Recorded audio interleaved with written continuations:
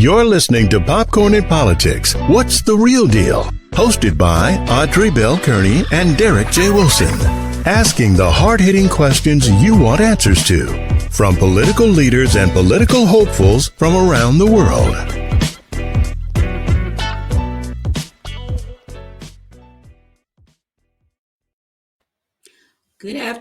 Good afternoon, everybody. I'm so happy to be here with you today. Hope you had a wonderful Thanksgiving. I did. So I did some traveling and got a chance to spend some time with my aunt. This was the first Thanksgiving ever in my life that I did not spend with my mom, who I lost earlier this year. But it was a real nice holiday. Got a chance to spend with my brother, myself, my daughter, my granddaughter. We went to Albany, Georgia, where we're from. That's our home. Shout out to all my peeps in Albany. My cousins came over. It was a great time. I miss my mom dearly. My nephew was there, but we still had a wonderful time. My aunt, who lost her husband before my mom passed from COVID, they both died from COVID, my uncle and my mom. So my aunt had lost her husband first, then my mom passed after that. And so she said that was like one of the best holidays she's had, since last year. We lost him early last year, like when the pandemic first hit. He passed away in I think it was March. So he passed away at the beginning at the height of the pandemic when it first kicked off. And then my mom passed in January of this year. So it was still very nice. And I miss my mom dearly because she would have been, in her heaven. It's Thanksgiving. She loves Thanksgiving. But we still had a wonderful time. So I'm grateful and thankful that we did. Hope you guys had a wonderful time as well. I know a lot of you went out Black Friday shopping, and that's what Derek is right now. I'm gonna blow up his spot. He's out shopping right now with his family, who flew in to spend holiday with him. So he's out there. So you got me today, and I could possibly have a guest coming on. Hopefully I will. To talk about how things are done a little bit, how things are going in Texas, because that's where she is, and how it looks similar to where we are here in Georgia. But before we get on with that, we got some races, y'all. We got some stuff going on. We got Donna McLeod, Lucy McBeth, Carolyn Bardo, all running for House District, the Congressional District number 7.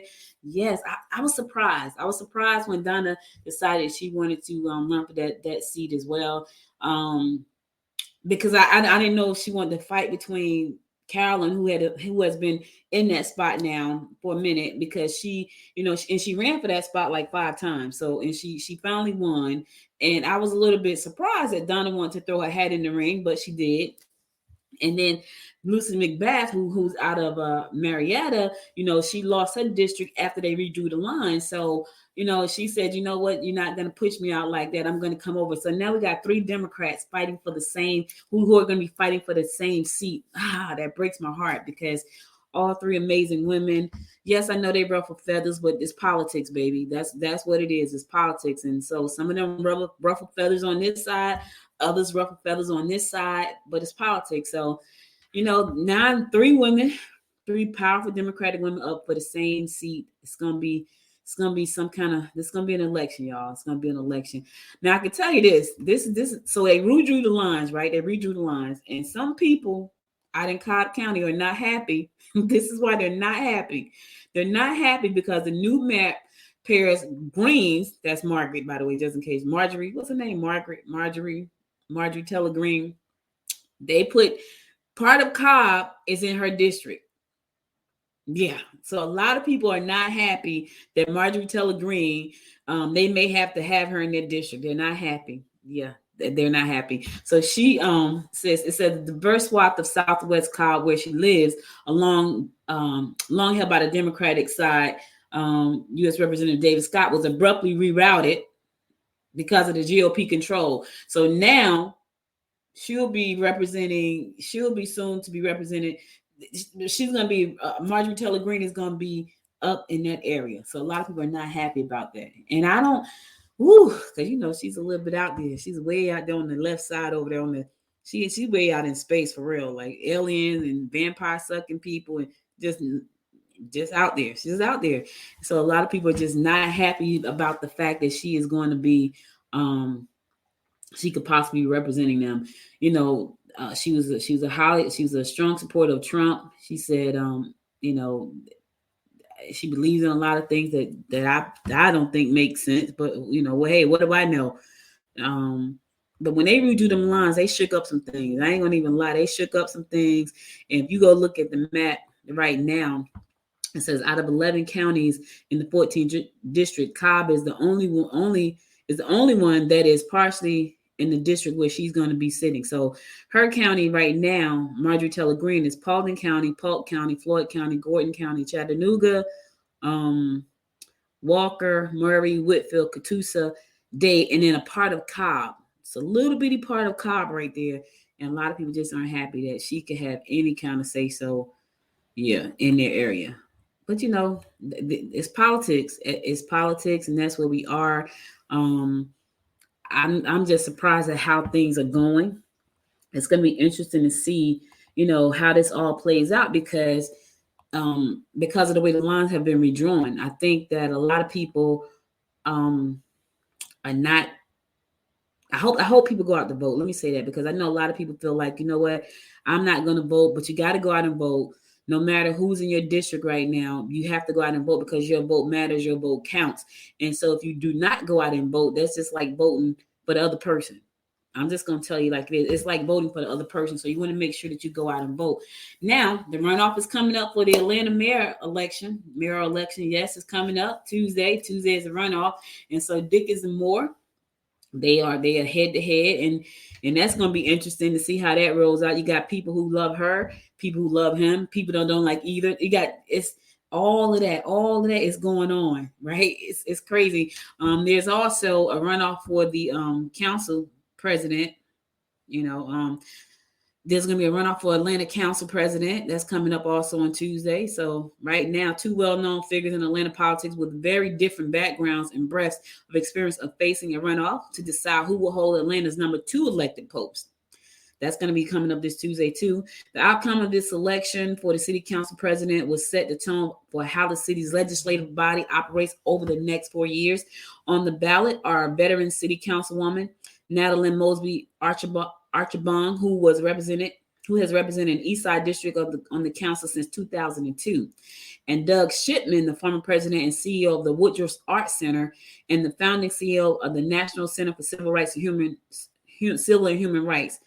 While the contest has been made fewer headlines than the higher profile mayor's race Tuesday, this is a big race as well because that's the number 2 seat. So that's going to be coming up this week too. It's just a lot. Politics are rough, y'all. And I think about when you put your life on the line to serve the communities that are around you, you do put your life on the line. You put your life out there for people to scrutinize everything you do, to watch everything you do. I was reading a story earlier, and it's so crazy because so this was a story out of Minnesota, and I have to share this because I was reading this earlier. I just thought it popped up on my phone, so I get CNN news alerts, and this story popped up on my phone. So this is a story about a young lady who moved to some part of Minnesota. She said it was her dream. She and her husband's dream place to live. They built a house. They thought they were going to live there forever. So she ran for school board. Speaking of school board, we know that Everton Blair has stepped down. He said he will not step down. He said he will not be running for re-election. We want to see what his plans are too. But anyway, this young lady decided she wanted to run for the school board. Now, what was interesting is that her kids were homeschooled. So, a lot of people saying, why does she want to run? Her kids are not even in school. Well, she had some things that she felt about education and she felt like she could be a major a help to the system. So she ran and she won, and she served in that position. Well, she served in that position pretty well until the pandemic hit. Then people started to show their true colors. Right? Their real colors. She's a Republican. She said that, she did a lot with their Republican agenda, and they flipped on her. They flipped on her because I guess she was one of the ones that said, we feel like the kids should wear masks. Now her kids weren't in public schools. So you got one half of the group that says, I want my kid to wear a mask. And the other half of the group said, I don't want my kids to wear a mask. Whether the side that did not want their kids to wear masks, which was highly Republican, they flipped on her and they put her family business out in the universe, and they threatened her child and all kinds of craziness. So she had a child who had transgender, who had, I don't know what you call it, but it's when it's called not identity crisis, it's gender identity something. I forgot what you call it. Anyway, she had an 8-year-old who had a gender identity issue going on, not issue, but it was who she was. And when people found out about that, they flipped on her. And they flipped on her to the point where she felt like her children were in danger. You know, she didn't know who to trust. And I said all that to say she put her name on the ballot for you to cast a vote for her. She won. Now, politics are rough. And so when I see these people saying, you know what, I want to run for this office, I want to run for that office, I give kudos to all of them, because you put your whole life out there for people to look at and to scrutinize. And when I see people continuously run over and over, you can tell that they are committed to the community. And so there's going to be a lot going on. So make sure to watch the elections. The runoffs coming up this Tuesday. Also, be sure to go to vote, because your vote really does matter and count. And we got a big political season coming up in 2022. So there's going to be a lot of text messages. There's going to be a lot of campaigning going on. And, you know, what I will always say to anybody is get the information first. Look at the candidate. Look at the candidates. See which one represents what your beliefs are, what you want for your family. If not, what I can say is normally, what has normally been the case is that parties differ because of the way they think about things, the ideology, right, about things. And the Democrats have always been the group that says, you know what, we want to make sure there's that voters' rights are protected, civil rights are protected, human rights are protected. These things are important. And on the other side, there's been a lot of things that pretty much benefited most of the people, wealthy people. And hey, listen, if you're not wealthy, you might want to look at where you cast the vote. Now, if you believe in what you believe, and you believe in what you believe, and a lot of times you can't change that. It doesn't even matter if it doesn't serve your family or not. People believe in what they believe. Me, I'm gonna vote the way that's gonna help my family. That's the way I'm always gonna vote. And so, if for some strange reason one party flips and it's gonna help my family more, that's the way I'm gonna vote. Is that gonna happen? Probably not. But you know, if it does, then it will help. So hopefully my guest will be coming on soon. Derek is shopping, so I got it alone today. I want to talk a little bit about the Ahmaud Arbery case. The DA over there got arrested, y'all, and I think rightfully so, because I think that when you take a public position and you do not uphold your duties to that position, you should not be in that position.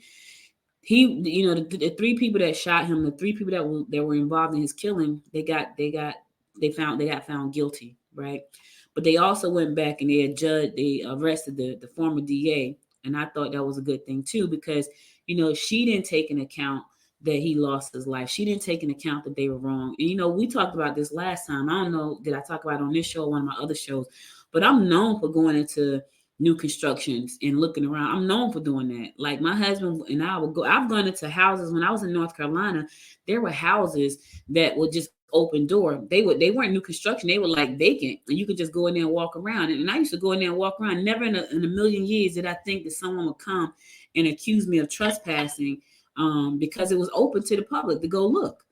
Right? I've been known to go into a new construction and look around and talk to the people that's building the construction. I've been known to do that.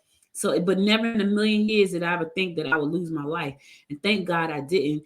But for Ahmaud, that wasn't the case. And so for a sitting law enforcement person to say, that it should be dismissed like it was nothing because he was Black, I think she should go to jail. I think she should do time. I think they need to put her on trial and make her stand up for what she believes in. Since that's what you believe in, then go to jail and do the time because you were wrong.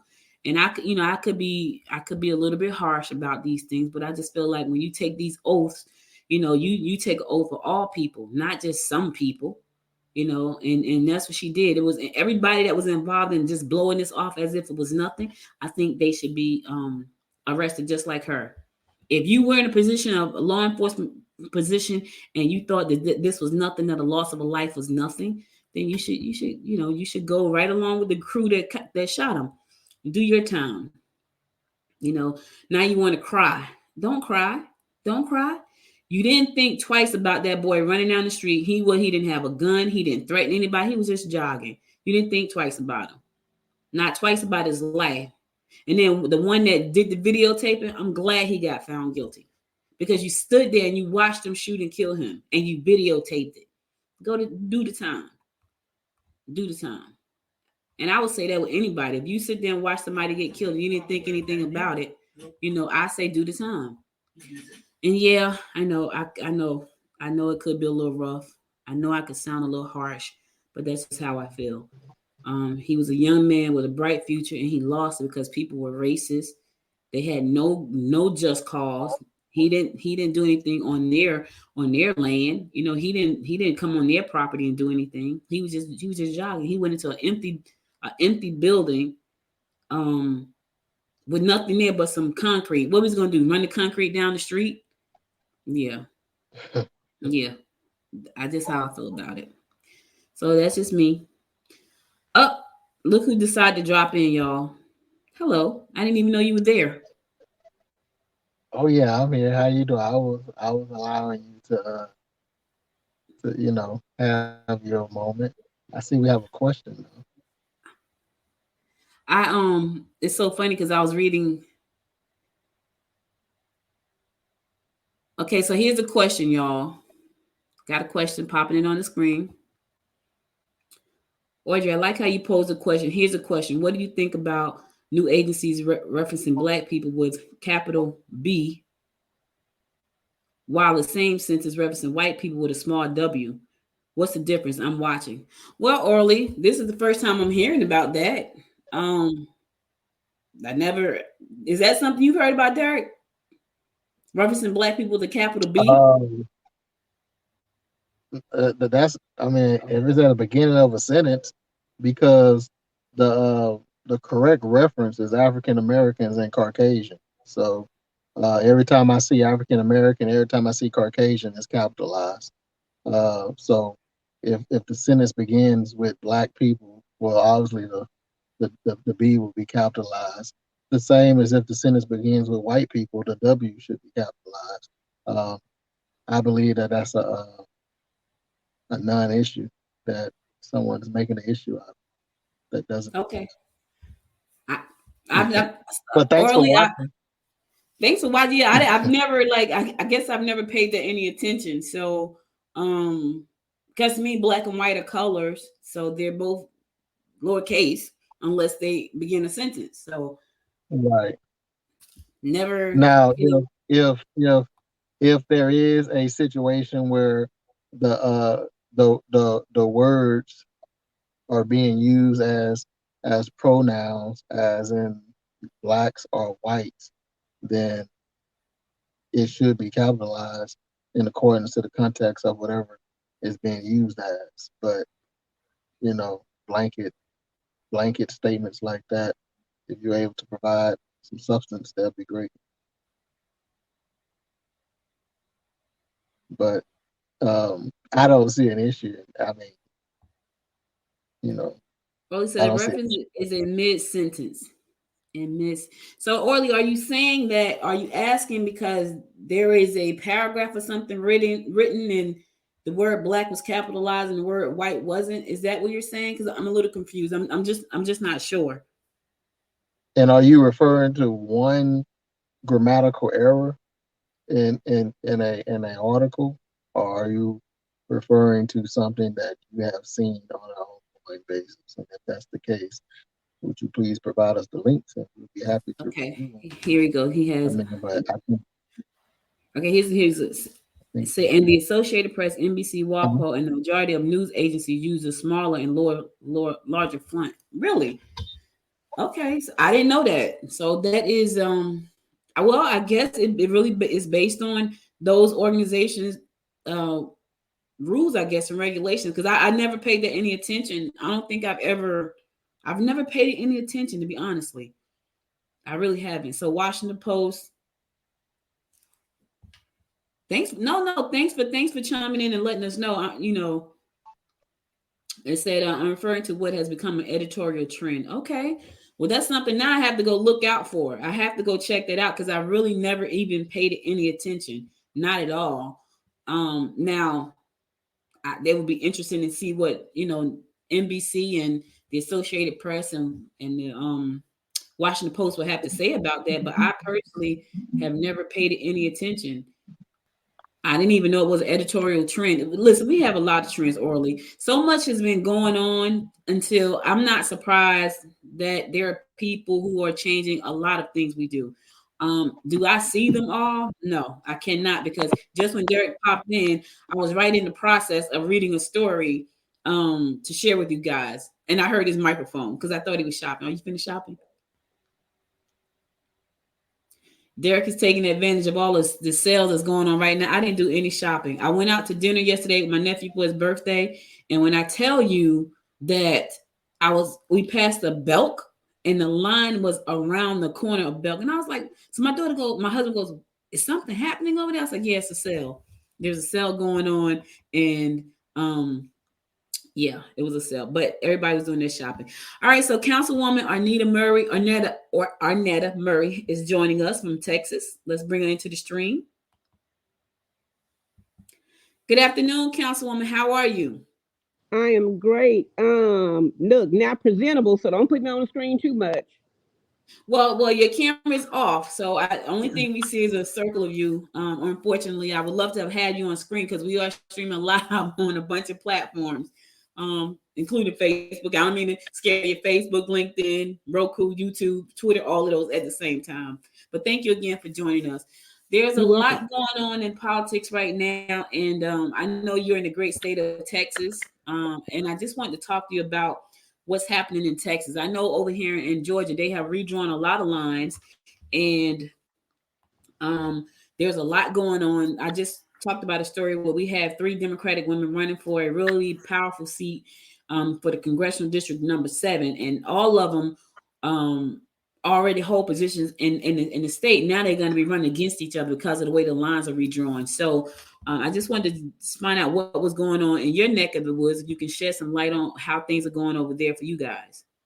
Well, first of all, good afternoon, and look, forgive me for being off camera, but I've been knowing Derek so long, and so he sent me a reminder, and I said, you know what, I'm not ready, but I'm ready. But look, basically, I went to the Texas legislature to talk about the rejoin alliance. It was a fight between Sheila Jackson Lee and Al Green, and what they were trying to do, draw the lines where they would have to go against each other. Well, with a lot of advocating from the NAACP, myself and other community leaders, you see that didn't happen. But it's just a lot of gerrymandering, a lot of lawsuits that are going on in Texas. It's just a lot of unfairness. And I said this. Now, we understand it. We understand competition. I said, but y'all want to dominate. And that's my issue. Draw the lines that's fair. Draw the line based on the interest groups, the demographics of that area, not based on cracking and packing, which means making sure that one party stays in power. So that's what we're fighting for. That's what's going on. It's just an ongoing fight, I think, across the country, but particularly in Texas. We know what Governor Abbott doing. We're grateful now that Beto is running for governor of Texas. So we're gonna keep fighting no matter what. But it's a long, drawn out, and it's about endurance, and that's what we're doing. So do you think Beto has a chance to win? Because we saw him when he stepped out in 2016 when he came out, and we didn't hear a lot from him after that. But do you think he has a chance at the governor's seat in Texas? Well, he has a great chance, but at least the good thing is that he's going to be a great competitor. The thing with Abbott, I think he messed up on many different fronts. You got to understand when you're a governor, when you are a councilwoman, all of those different position council, you have to not focus so much on your party. You have to stay focused on the people. And I think Beto is looking at the people more so than the party. And I think with the right organizational status, as well as apparatus, if you will, he can win it, but it's going to take a lot of work because we know that some of these Republicans are going to cheat. And you can tell about what's going on now.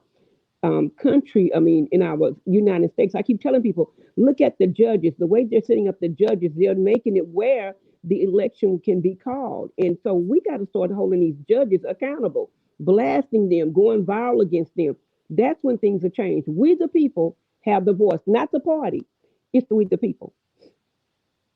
And I think a lot of times that's where they lose it at. And I think for me personally, I feel like if you're gonna run, if you're even thinking about running for a position, I think you should start campaigning at least a year out, like straight out, maybe 3 or 4 years if you can do it. Because I feel like if people get to know you, then they know when it's time for them to go to the polls that, okay, I saw this person, they were out there, they were fighting for me. Absolutely.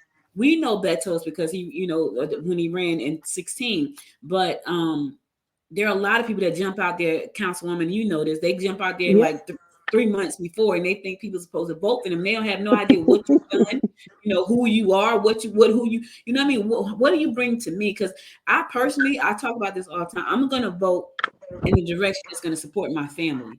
I'm going to vote in the direction that's going to make sure that when it's time for me and my family to go to and take advantage of things that need to be taken advantage of, then I'm going to vote with the party that's on the same page with me. But if people don't have a clue about who you are, how do you expect them to vote? That being said, do you think the turnout is going to be good when it's time to go to the polls? Because I think for a lot of folks, they're probably just tired of politics at this point. They really are. What I found out in when they were joining, especially in Texas, when they were having all these voter restriction or integrity laws in place, it gave people a sense of lost hope. But we had people such as myself, NAACP person, Pastor James Dixon, a lot of leaders across. That's why, let me tell you something. Running for office, when you win, that's when you got to work. It's not, people think that when you win, you're supposed to sit on your laurels. No, you got to go into other counties, work with other counties, help. That's why I'm going to say this and I'm done. A lot of people for Thanksgiving want to get out and help people. I'm not saying you shouldn't do that. But see, because I've done it the whole year, one day we're going to make a difference for me. You got to be, it's ongoing. So, yes, people are very much disenchanted because you got people changing the laws. I said, you got people that's making the laws that's using the laws against us now. So you're absolutely right, but you got to keep feeding people, keep talking to the people. When they see me not giving up, that gives them hope. So I've shared on and I've talked on different platforms. I'm not happy with the way things are going, but I'm still fighting, and you're gonna still hear my voice. So you're right, you can't give up. It's so funny you say that. There are people that are changing the rules, like right here in Gwinnett County where I am. Gwinnett has been in the news since 2016 Yep. because it's been in, and we're still in the news. And so right here in Gwinnett County, we had a Republican who decided he was going to bypass the normal step and have add more commissioners to our board. We have a board. We have 5 commissioners right now. We have 4 commissioners and a chairwoman who is the first African American to hold that seat in 200 years ever. Yep. And so he decided to bypass the normal process and do his own thing and have more seats added, and what they said, if you're going to bypass and omit the rules and regulations, we're going to do the same thing. So we're going to set up a whole set of new, parameters of it, which they started to do that. When they did that, he backed off a little bit. Well, we're going to table this and come back at the beginning of the year. So I said all that to say with the past administration, I feel like that administration told people we can do what we want to do. And that's what people have literally been doing. And I don't know how we get people to go back to doing things the way they're supposed to do. What's your thoughts on that? My advice is if people like me and you and Derek and other people that are across the country, you have to, just like I look at these dance videos and I love them on Instagram, but I'm an educator. So I always think, okay, if they can make this go viral, how will we make other stuff go viral? We have to keep it before the face sociably of people. If you keep doing that, and somebody is going to tag on and see that, and it's going to grow. I am a firm believer in that. But the thing is, I'm going to say this, and I know it's not politically correct. Our politicians are not doing their job. So we, the people, have to do the job for them. That's how you do it. You put them on blast. If you keep blasting people, putting them on blast social media wise, showing proof of what they're doing, showing proof of what they're not doing and what they should be doing, then they're going to be held accountable. But right now, they're doing what they want because nobody's saying anything. I'm gonna be honest. The Democrats are not saying nothing. I teach my kids and adults. I say, if you don't say nothing, that means you're okay with it. That's and right. You're not gonna do nothing about it. At least walk away from it. That's the problem. So that's what I think you were sharing with asking. We have to now. when I see something that's not right on social media, okay, of course I fact check it, or I do something or whatever, do my due diligence. Then I post it. This is not right, and then I tag 20 other people on Twitter, and guess what? It's getting ready to go somewhere. That's how you get, and you get people attention that way. That's what you got to do. Yeah, I think when that representative decided to just take matters into his own hands, our commissioner stood up and said, you know what, we're not going to stand for this, and they took a stance on it, and they Yep, decided they would come up with their own way of doing things, and I think that's what kind of gave him pause, because you're just going to bypass the normal process and do things your way, and then we're going to bypass the same process and do it our way because we can. absolutely. But you showed us that you don't care about the process, then why should we care about the process? That But and so but no, you're yeah. right. But who started that process like that? Trump. So guess what? He's emboldened people. And I tell people, I say, guys, if they're going hard, you can go harder, but you can do it in a classy way. You Hmm. don't have to be angry and aggressive, but you can darn show stand your ground. And like Marjorie Green, Representative Green, Representative Bombard, that was talking negative against our Representative Omar about being a Muslim. I say, guys, if you don't say nothing on Twitter, if you don't go hard on Twitter, they go think it's okay. Because if you and well, let me share this with you. Tag it to CNN. Everything I do, Queen, I tag it to CNN. And in NBC, CBS, I tag all their wrongness. Because guess what? Then I look up and guess what? They eventually talking about it on CNN. That's what we gotta do. So, That's a good idea. right, make it. Let me say this, and I'm gonna be done. In the county of Texas, we have 279 counties, right? Hmm. But you only have 150 representatives. I said, guys, doesn't it make sense to you? You got to get more representatives because we're already in the hole. We don't have enough representatives with the growth of our country.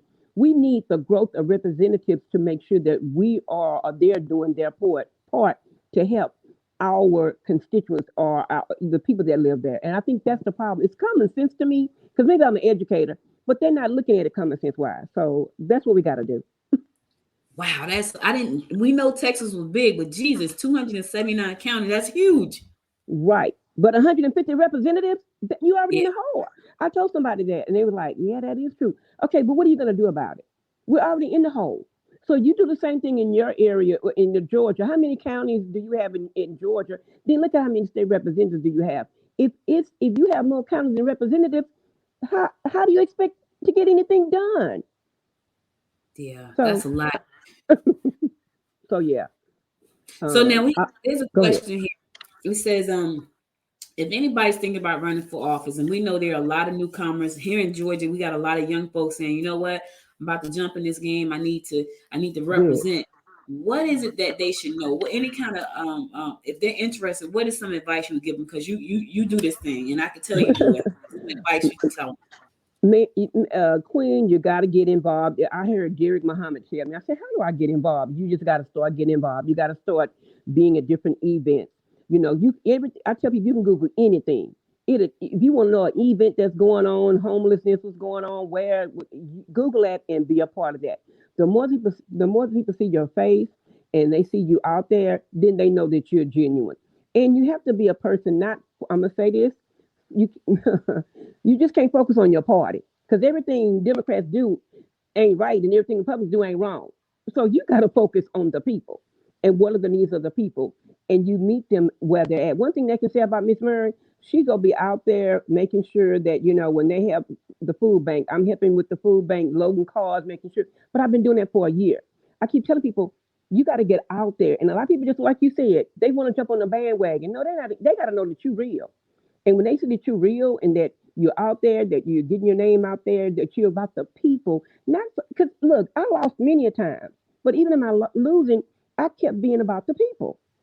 And so eventually it turned around. But you can't get out there, saying, hey, 6 months from now, like you said, I want to run. You should have been doing this 2 years ago.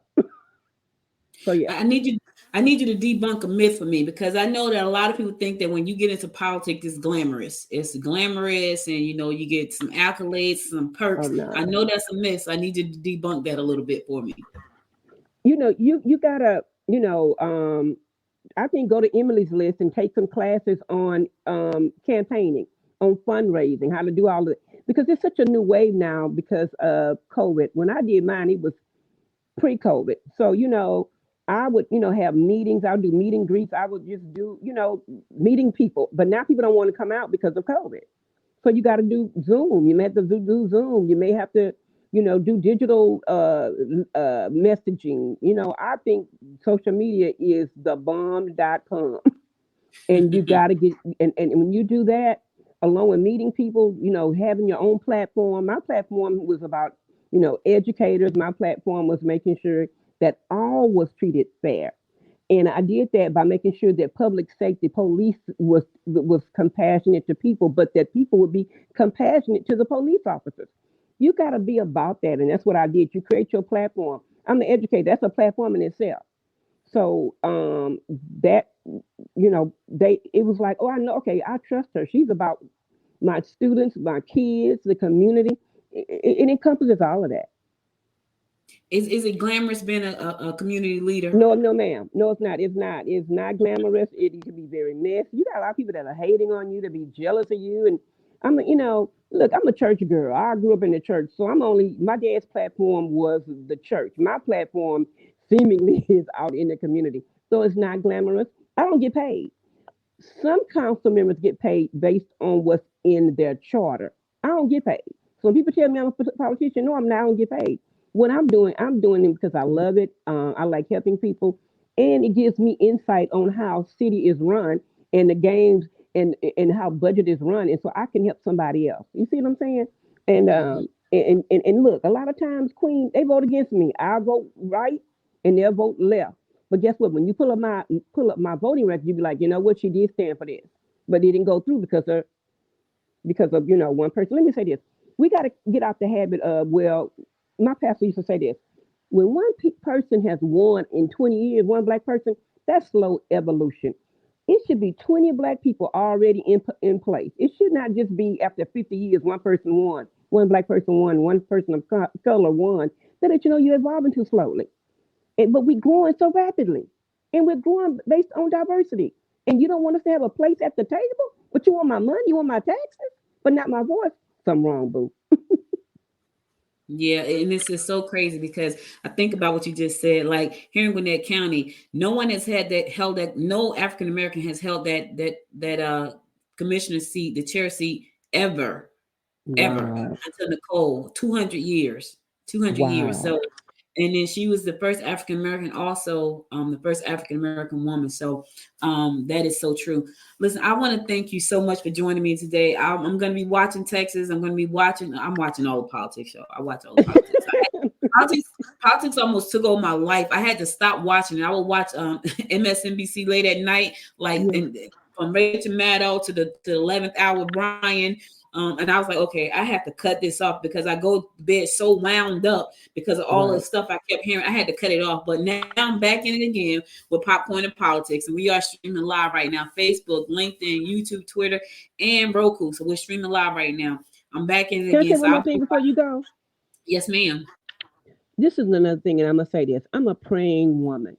This gives us a catalyst to pray over everything. So don't get worked up. What I do, everything that I hear from a mod situation, I prayed. Everything that I see that is a problem that we can't handle humanly, I think about it and I use that as a prayer spiritually. And that's all I want to say. Thank you.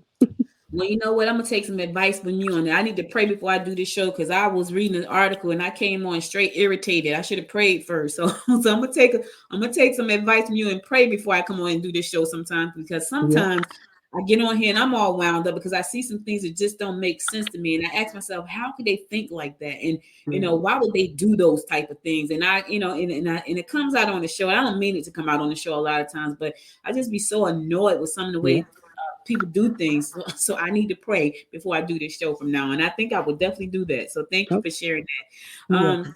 Derek just wanted to say, he said he was sorry due to bad service. He wasn't able to get here because he kept going in and out, but he wanted to thank you for joining me today and joining him, even though he wasn't here. And I want to thank you so much for taking the time out. I know you're still probably on holiday right now. And I know this is taking some time out of your day. So I really do appreciate you stopping by and sharing with us. And we will definitely be watching Texas and praying for you guys over in Texas as the political season starts to heat up next year. Thank you so much. You have a great one, and you have a wonderful day. Thank you too, ma'am. Bye-bye. Bye-bye. All right, so listen, guys, that's all I got for you today. I'll be back again on Sunday to bring you more of some politics about what's going on in the world of politics. Thank you for joining. Orly, thank you so much for dropping in. I got to go back and take a look at what you were talking about because I have not seen that. But I will go back and take a look at it. It's going to be interesting to see exactly it's gonna be interesting to see exactly, what people are talking about. I haven't seen that trend. Not to say it's not happening. I just haven't seen it. So thank you for just dropping in and asking those questions. I appreciate everybody that's listening to the show and watching the show right now. I'll be back again Sunday, and Derek will be here next week. He was in some spots with some bad connections, so he apologized for that. And we appreciate him too. But he's hanging out with his family trying to get some things done.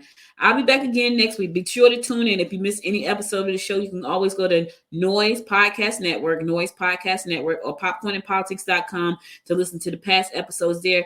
Also, be sure to follow us on all of the platforms, Facebook, Twitter, and LinkedIn as well, under Noise Media Network. All right, y'all take care. Stay safe out there. I'll be back again next Sunday, same time, same place. Until next time, my friends, until next time, make it a great day. Bye, y'all.